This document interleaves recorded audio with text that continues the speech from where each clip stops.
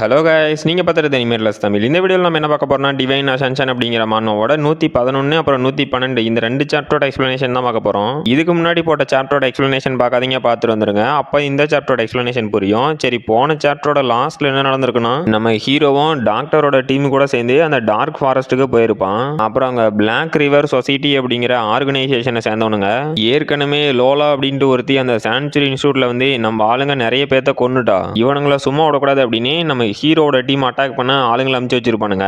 ஹீரோவோட டீமும் அவனுங்களை அசால்ட்டாவே தோக்கடிச்சிருப்பானுங்க. அப்புறம் அந்த பிளாக் ரிவர் சொசைட்டியோட அந்த ஸ்குவாடு ஹெட் மாதிரி இருக்கணும், நானே அவனை நேரா போய் பாத்துக்கிறேன் அப்படின்னு நம்ம ஹீரோட்ட வந்திருப்பான். இதோட போன எபிசோட் முடிஞ்சிருக்கும். இந்த எபிசோடோட ஸ்டார்டிங்லயே அந்த பிளாக் ரிவர் சொசைட்டி சேர்ந்தவனும் நம்ம ஹீரோவோட டீம் இருக்க இடத்துக்கு வந்து பார்த்துட்டு, என்னது இவனுங்க எல்லாத்தையும் கொன்னுட்டானுங்களா அப்படின்னு ஷாக் ஆகுறானுங்க. ஹீரோவோட டீமும் ஏதாவது லூட்டு கிடைக்குமா அப்படின்னு அங்க செத்தவனுங்களோட டெட் பாடியை செக் பண்ணிட்டு இருக்கானுங்க. அந்த பச்சை மண்டையினும், டே பொடி பசங்களா, என்ன தைரியம் இருந்தா பிளாக் ரிவர் சொசைட்டி சேர்ந்த எங்க மெம்பர்ஸை கொன்னு இருப்பீங்க, இன்னைக்கு நீங்க கண்டிப்பா சாக போறீங்க அப்படிங்கிறான். ஜாக்சனும், என்னது இவனுங்களும் உங்க டீமா அப்படின்னு கேக்குறான். நம்ம ஹீரோவும், ஓ நீங்க எல்லாம் ஒரே டீம் அப்படின்னா உங்க கதையும் முடிக்கிறது தான் எங்களுக்கு நல்லது அப்படிங்கிறான். அந்த பச்சை மண்டையினும், டே சான்ச்சுரி இன்ஸ்டியூட்டை சேர்ந்த குப்பை ஸ்டூடெண்ட்ஸை என்ன தைரியம் இருந்தா என்கிட்ட இந்த மாதிரி பேசுவீங்க, நான் முதல்ல உங்க கதையை முடிச்சுட்டு அப்புறம் அந்த ஐஸ் ஆட்ரிபியூட் யூஸ் பண்ணின பொண்ணை போய் கொல்லணும் அப்படிங்கிறான். ஹீரோவும், என்னது ஐஸ் ஆட்ரிபியூட்டா அப்படின்னு ஷாக் ஆகிட்டு,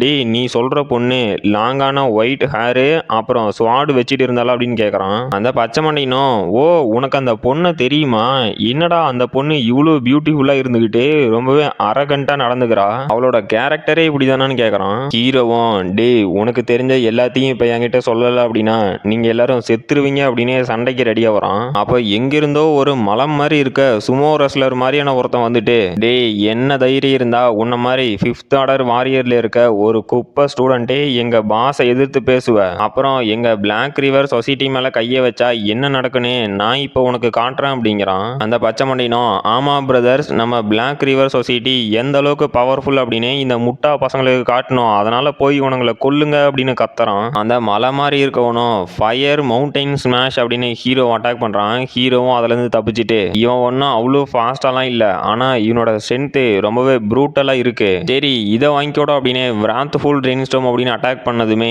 என்லைட்டட் விராத்ஃபுல் ரெயின்ஸ்டார்ம் அப்படின்னு மறுபடியும் அட்டாக் பண்ணுறான். ஹீரோட்ட வாங்கின அடியில் அந்த குண்டனோ மல்லாக்கப்படுத்துக்கிட்டே, ஆமாம் யாரா நீ, என்னடா மான்சர் மாதிரி சண்டை போடுறீ அப்படின்னு கதறான். அப்புறம் மீதி இருக்க அந்த பிளாக் ரிவர் சொசைட்டி சேர்ந்தவனுங்கள நம்ம ஜாக்சனும் நம்ம டாக்டரும் போட்டு பொழந்து கட்டுறானுங்க. இதை பார்த்து அந்த பிளாக் ரிவர் சொசைட்டி சேர்ந்தவனுங்களும், யாரா இவனுங்க இந்த அளவுக்கு பவர்ஃபுல்லாக இருக்கானுங்களே அப்படின்னு மிரண்டு போய் பார்த்துட்டு இருக்கானுங்க. ஹீரோவும், தம்பி இப்போ இது உன்னோட டர்ன் அப்படின்ட்டு அட்டாக் பண்ண போறான். நம்ம டாக்டரும் கூட சேர்ந்து பட்டர்ஃப்ளை டான்ஸ் அப்படின்னு அட்டாக் பண்றாங்க. அந்த பச்சை மண்டையினும் பக்கத்துல இருந்த அசாசின் பின்னாடி ஒளிஞ்சிக்கிட்டு, டேய் என்னை எப்படியாவது காப்பாத்துக்கடா அப்படின்னு பயத்துல கதறான். அப்ப அவனுக்கு முன்னாடி ஒரு ஷீல்டு மாதிரி கிரியேட் ஆகி நம்ம ஹீரோ அப்புறம் டாக்டரோட அட்டாக்கை ரிஃப்ளெக்ட் பண்ணி விட்டுருச்சு. அவனுங்களும் யாரா அப்படின்ட்டு ஷாக் ஆகி பார்த்தா அந்த லேடி ஹல்க் மாதிரி ஒரு பொம்பளை வந்து இறங்குறா. பச்சை மண்டையினும், அம்மா நீங்க வந்துட்டீங்களா அப்படின்னு சந்தோஷப்படுறான். அங்க இருக்க ஹூடி போட்ட அந்த மெம்பர்ஸும் நம்மளோட வைஸ் பிரசிடென்ட் வந்துட்டாங்க அப்படின்னு சந்தோஷப்படுறானுங்க. இவங்க தான் இந்த பிளாக் ரிவர் சொசைட்டியோட வைஸ் பிரசிடென்ட். இவங்களோட பேரு சனா மீகோ, நம்ம சனான்னு கூப்பிட்டுக்கலாம். நம்ம ஜாக்சனும் ஆரஞ்சு கலர் ஷீல்டு, அப்ப இவங்க 7th ஆர்டரா அப்படின்னு ஷாக் ஆகுறான். ஹீரோவும் கூட என்னது 7th ஆர்டரா அப்படின்னு ஷாக் ஆகுறான். அந்த சனாவும், டே என்ன தைரியம் இருந்தா என்னோட மகனை நீங்க கொல்ற அளவுக்கு த்ரெட் பண்ணிருப்பீங்க, இந்த உலகத்துல உங்களுக்கு ரொம்ப நாள் வாழ்றதுக்கு ஆசை இல்லையா அப்படின்னு கேக்குறாங்க. நம்ம டாக்டரும், சனா மீகோ ஏ ரேங்க்ல இருக்க குளோபல் ஃபெடரேஷனோட மோஸ்ட் வாண்டட் கிரிமினல், உன்னை இங்க பாப்பன்னு நான் கொஞ்சம் கூட எதிர்பார்க்கல அப்படிங்கிறாங்க. அந்த சனாவும், உங்களை மாதிரி ஒரு குப்பை இன்ஸ்டியூட்ல இருந்து வந்தவங்களுக்கு என்னோட பேரு தெரிஞ்சிருக்கிறது அப்படிங்கிறது ரொம்பவே ஆச்சரியமா தான் இருக்கு, ஆனா இதுல என்ன சோகனா இங்கிருந்து நீங்க யாருமே உயிரோட போக மாட்டீங்களே அப்படின்னு கொடூரமா சிரிக்கிறா. டாக்டரும், அப்படியே கிரிமினலே, இந்த டவுனு ஃபெடரேஷன் ஆர்மி இருக்க பக்கத்துல தான் இருக்கு, ஸோ உன்னால இங்கிருந்து தப்பிச்சு போக முடியும்னு நினைச்சியா அப்படின்னு கேட்குறாங்க. அந்த சனாவும், என்னது ஃபெடரேஷன் ஆர்மியா, அவங்களுக்கு பயந்து இருந்தான் அப்படின்னா நான் எதுக்காக இந்த அஷூர் சிட்டியில் என்னோட பேஸை நான் உருவாக்கி இருக்கணும், இந்த இடத்துல அந்த ஃபெடரேஷன் ஆர்மியை சேர்ந்த எறும்புங்களால ஒன்றுமே பண்ண முடியாது, ஸோ நீங்கள் இங்கே கண்டிப்பாக சாக தான் போறீங்க அப்படின்னு அட்டாக் பண்ணுறா. நம்ம டாக்டரும், எல்லாம் கேர்ஃபுல்லாக இருங்கடா அப்படின்ட்டு அந்த அட்டாக்லேருந்து தப்பிக்கிறாங்க. சனாவும், நான் நினச்சதை விட நீங்கள் எல்லாம் கொஞ்சம் வேகமாக தான் இருக்கீங்க, அப்போது இன்னைக்கு நிறைய ஃபன் இருக்க போகுது அப்படின்னு மறுபடியும் அட்டாக் பண்ணுறா.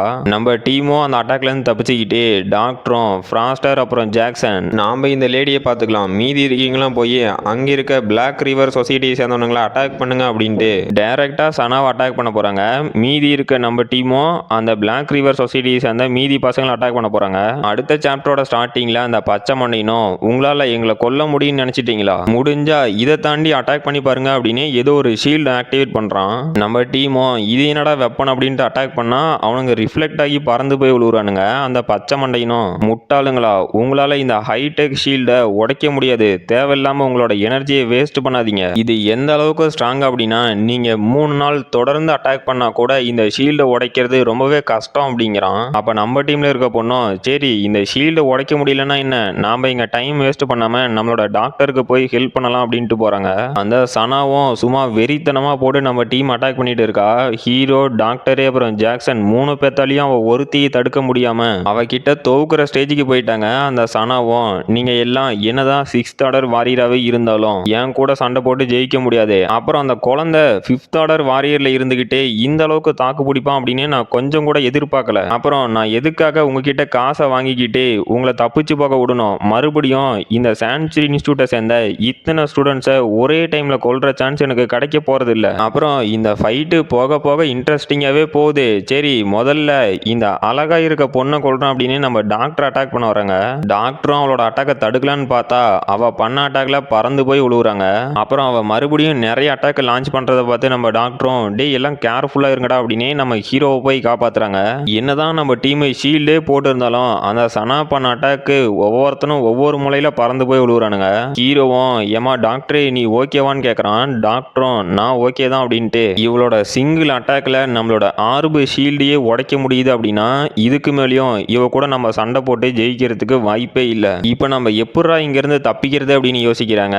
ஹீரோவும் இல்லை இப்போ என்னோட எக்ஸ்ப்ளோசிவ் வாங்குற ஸ்கில்லு அப்புறம் ரேஜ் பூஸ்ட் ஸ்கில்லு இது ரெண்டையும் அட் அ டைமில் ஆக்டிவேட் பண்ணி டிராகன் டெஸ்ட்ராயர் ஸ்கில்லை யூஸ் பண்ணணும் அப்படின்னா கொஞ்சம் டேமேஜ் எடுக்கிறதுக்கு வாய்ப்பு இருக்கு. ஆனால் அந்த டெக்னிக்கை என்னால் ஒரு டைம் தான் யூஸ் பண்ண முடியும். ஸோ அந்த அட்டாக்கை நான் மிஸ் பண்ணக்கூடாது அப்படின்னா அவன் ரொம்பவே வேல்யூபிளாக நினைக்கிற ஒன்று அட்டாக் பண்ணணும், அதுதான் அவனோட பையன். ஸோ அந்த முட்டாள் கண்டிப்பாக ஒரு வீக்னஸாக இருக்க போகிறான் அப்படிங்கிறான். அப்புறம் நம்ம டாக்டரும் பக்கத்தில் இருக்க பொண்ணுகிட்ட நீ அந்த க்ரௌடில் இருக்கவனுங்களா பார்த்துக்கோ, நான் இந்த லேடியே பார்த்துக்கிறேன், அவனுக்கு ஏதாவது பிரச்சனை கொடுக்குற மாதிரி இருந்தால் கதையை முடிச்சிரு அப்படின்ட்டு. டே எல்லாம் நல்லா கேளுங்க, நாம் இந்த சனாவை தான் ஃபுல் ஃபோக்கஸோட அட்டாக் பண்ணணும். அப்புறம் ஃபெடரேஷன் ஆர்மிக்கு நான் மெசேஜ் பண்ணிட்டேன், அவங்க சீக்கிரமாக வந்துடுவாங்க, அது வரைக்கும் நம்ம இவளை தடுத்து சண்டை போட்டால் மட்டும் போதும். ஸோ அதனால் அட்டாக் பண்ணுங்கடா அப்படிங்கிறாங்க.